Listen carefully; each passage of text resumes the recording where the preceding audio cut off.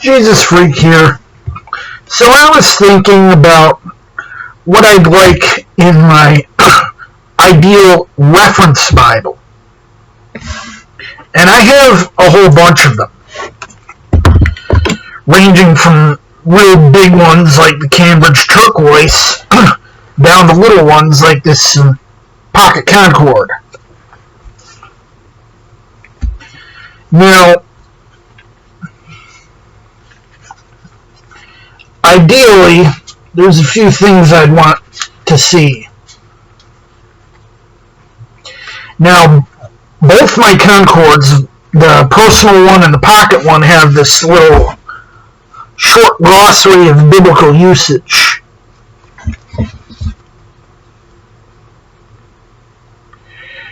And a similar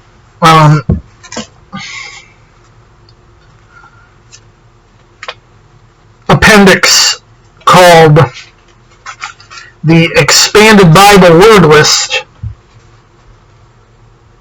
appears in the back of my Royal Ruby. This one's prepared by Trinitarian.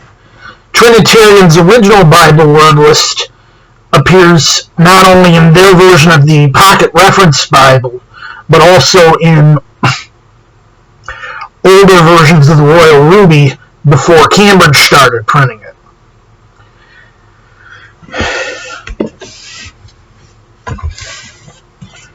Now,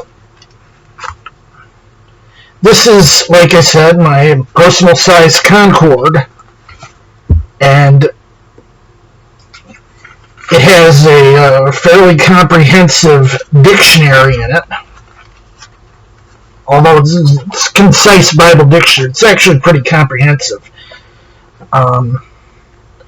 It does have a markedly Anglican bias, which, for something produced by Cambridge, isn't really unexpected. Also, this edition has translators to the reader, which these pocket-sized ones and a lot of non-Cambridge blocks lack. And then, of course, both these Concords have comprehensive concordances. Now, I don't really like the text block, so I'd like something more along these lines, brief book introductions, not these exact ones, but see where the notes are. They're at the bottom of the page. I actually have a Bible from the 1950s. It is a King James version and does have that layout. So I'd have, either put them at the bottom of the page or put them on the bottom right. Either one of them is, I think, a little bit neater. I would want the translator notes to be there, and I would want them to be the actual King James ones. I don't like how Nelson has their own notes that they use instead.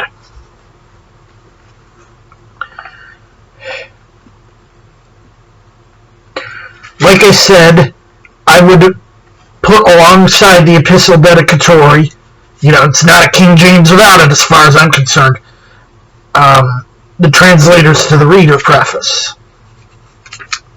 And alongside these other helps, the dictionary, the glossary, the concordance, I would have a table of measures and a 1 or 2 year, maybe 3 year reading plan. Of course, maps, I don't know, maybe the Moody maps would probably be a good choice. If you're familiar with church Bible publishers, a lot of their more recent Bibles have the Moody maps.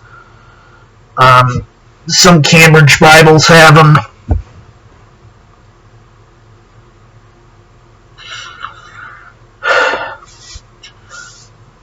I might suggest a couple short essays promoting the King James Version and promoting mission work.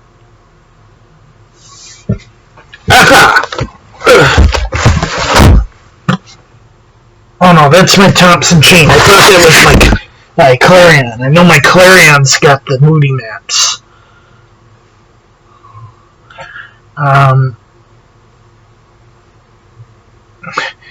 Your typical Gideon type helps be a good thing to include.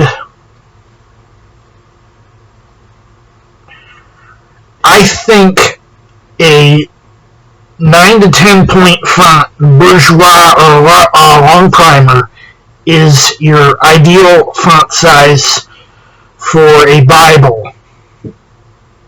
9 for maybe a handheld.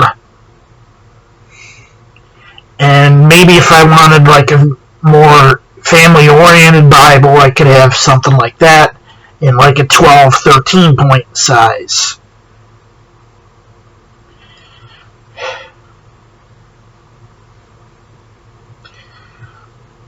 As for bindings, I'm not really a fancy leather type.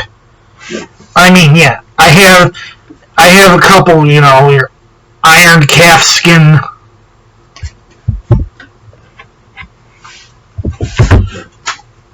unironed calfskin, Morocco's, goat skins, but I have, believe it or not, a preference.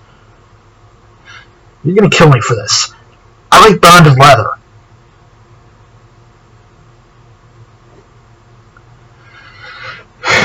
But that's sort of, more El Cheapo type thing.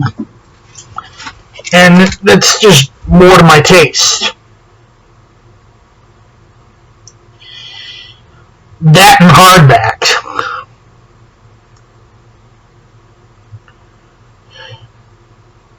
I'd probably, though, cover a range, there's use for your El Cheapos, $6 paperbacks, your full leathers, your bonded leathers, your low-grade leathers, your iron calf skin, your Morocco goat skins.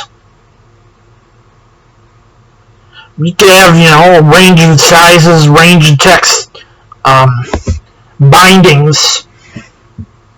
It'd be okay any way you put it. Oh, and no red letter editions. I'm not into red letter. I'm like, yeah, I'll buy a Bible. It's not a deal breaker, but I don't like the idea,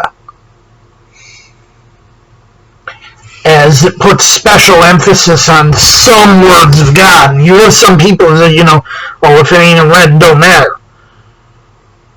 Sort of, perverse side effect.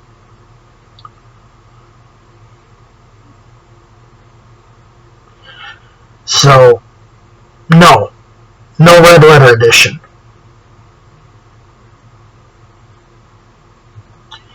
And although I see the advantage of having Apocrypha versions,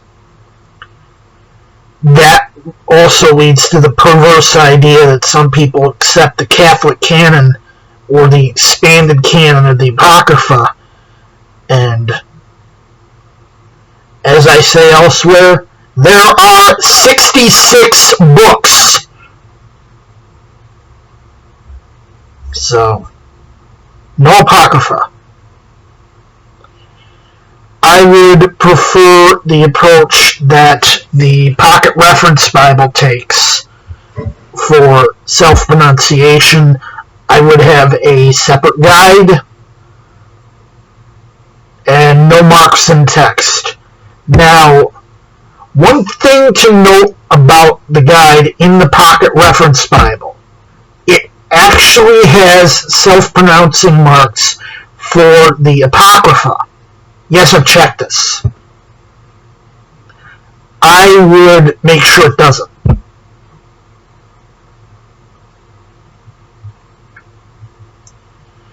That's just my opinion, though, so feel free to rip me down if you disagree. Doesn't really matter. Jesus, freak out.